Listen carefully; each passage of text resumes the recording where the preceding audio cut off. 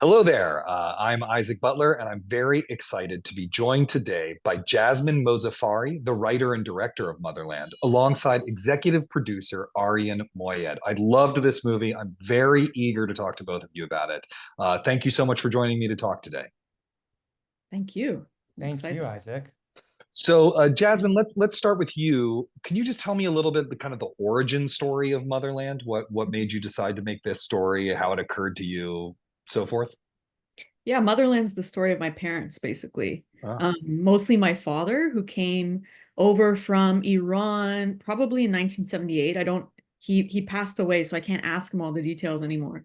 But he came over and he went right to Massachusetts, and then he eventually went to Canada, where he met my mom. So it's, this story isn't exactly taken, verbatim from their lives, but it's inspired by. So that's where the origin came from. And then me just wanting to explore Iranian stories and tell Iranian diaspora stories from the perspective of an Iranian person and not a non-Iranian person, as Hmm. they've so historically been told, and really just wanting to reclaim our narrative. So those were the two motivations. So, Arian, when did you get involved as an executive producer on the film, and what brought you to it and spoke to you about it?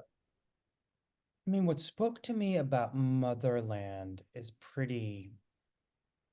it's a pretty universal experience, not just for Iranians, but everyone that's kind of come from an other place to the United States. There's so much, you know, um, ignorance that is thrown at every single person from everywhere across the world because not just Americans, everyone doesn't know what's going on in the rest of the world. And so growing up with living as an Iranian in an American society, living a little bit of that, not a little bit, a lot of just that immigrant experience of just no language skills, coming here really late, for my parents' age, and really not, I always talk about the first times that we went to the grocery store, in which we were trying to figure out which one of these was sugar, because there's so many options that are given. And then and I say this to people all the time in trying to like have them empathize with something like this. It's like if you had to just get up and leave with your family and go in the middle of China and all of a sudden go to the grocery store and say, you're living here now, it's just going to be impossible. And so what Motherland does of just, I love the scene where he shaves his beard because in his mind, he's imagining, oh, they're going to accept me more without the beard and just a mustache, as if like that is the barrier to to ignorance, hate, and prejudice. But Hmm. it's so honest and so pure because what he's trying to say is, I want to fit in. I'm going to shave this beard, which took a while as someone that knows. Like, I'm going to shave this beard to fit in. I'm going to be polite. He's really, all of those things are very resonant for the Iranian community. I did come out of the 79 revolution, and my brother fought in the Iran-Iraq war, and my brother was in the United States when this all happened, and he protested. Like, there's so many similarities, Isaac, that it's kind of like a little insane. But all of our stories are so similar and all of our stories are so different. And without getting, what's amazing about Motherland is that you get a chance to see one of these stories that no one Hmm. knows about.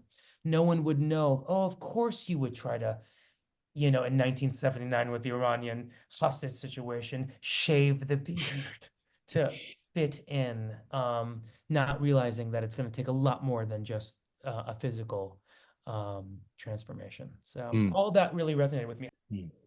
The hostage crisis is such a specific kind of milieu to set this story. I mean, I get the sense that it's a key event in the lives of any Iranian in the United States when it happened, among other things.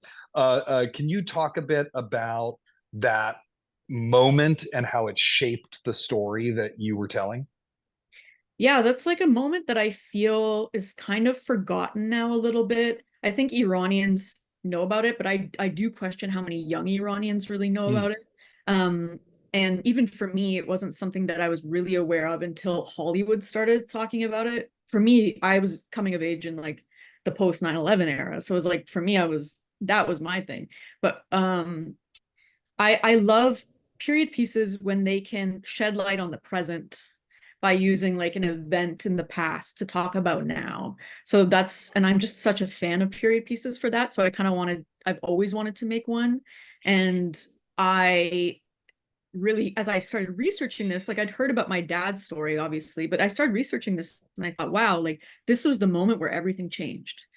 This was when, NBC, ABC News started broadcasting every night, like hostage crisis, and then images of guys with beards burning the American flag and, holding people hostage and everything.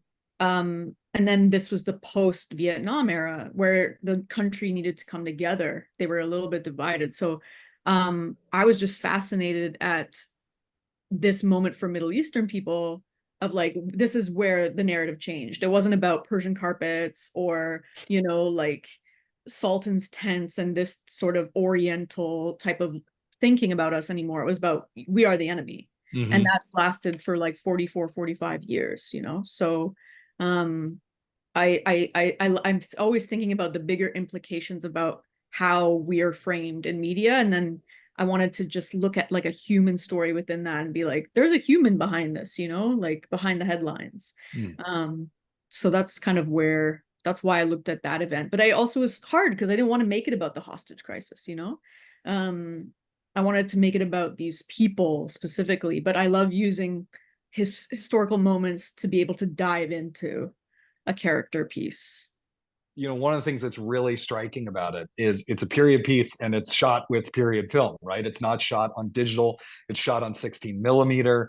That of course affects everything from the way it's lit to what shots you're using and everything like that, and it goes over the course of a day, so we do see a lot of different environments and a lot of different light looks and stuff like that. Part of me just wants to ask, whatever possessed you to use 16 millimeter film, which I'm sure created all sorts of constraints, budgetary and others, on the project? I needed the film to feel like you're watching a film from the 70s, not an imitation of a 70s film at all. So that was one of the biggest reasons. And I also selfishly, shooting on digital for so long, I'm like, this film was really like about being strict with myself. And as a filmmaker, as a writer, everything. So I was like, I want to go back to film so it makes me smarter about shooting. So I'm not just like, okay, just because again, I've been shooting so much TV and it's like, okay, freeze, take it back a line, and you're rolling the whole time and you get options. And I was like, I kind of want to go back to like a really strict, like we only have 2 minutes left in the mag. We have to get it on this shot. Yeah, I mean, when I first saw Motherland, I knew immediately it was shot on film because I knew that the pressure cooker of being on set with a bunch of actors, with a bunch of extras, and all of a sudden you have to shoot on film, it means that you are trying to grab everything as quickly and as fast as you can, but it has to be precise as well. And those dance sequences, when you see like all of the focus come in and out and you see them from a distance, that's very Succession. I mean, it really kind of feeds into all of that. I mean, on Succession, all 4 seasons were shot on film. Maybe some underwater stuff was shot with like digital, but I would say 99% was. And half the time we didn't know where the cameras were. I mean, half the times they were at 3 corners of the room, 35, and and sometimes you would ask, like, where is the camera? Like, but what happens is immediately for the actor, for all the actors in that space, who are all doing a magnificent job, it immediately makes it alive because the pressure cooker of you only have this much, can you get it done in this amount of time? There is no retakes. There is no more, can we take it again? Can we just stop? I'm just gonna say that again.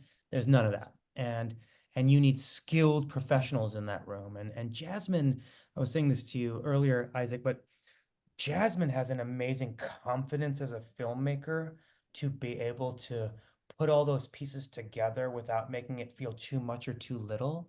It's funny that you mentioned there's two sort of dynamics going on in this movie, which are the particularities of this relationship, an Iranian man, a white woman, United States, 1979, all this stuff. But then there is the universal thing of like meeting your possible future in-laws. You really want that meeting to go well, I mean, I think anyone who's met their girlfriend or boyfriend or whatever's parents, that first meeting, it's like, what that meeting's like.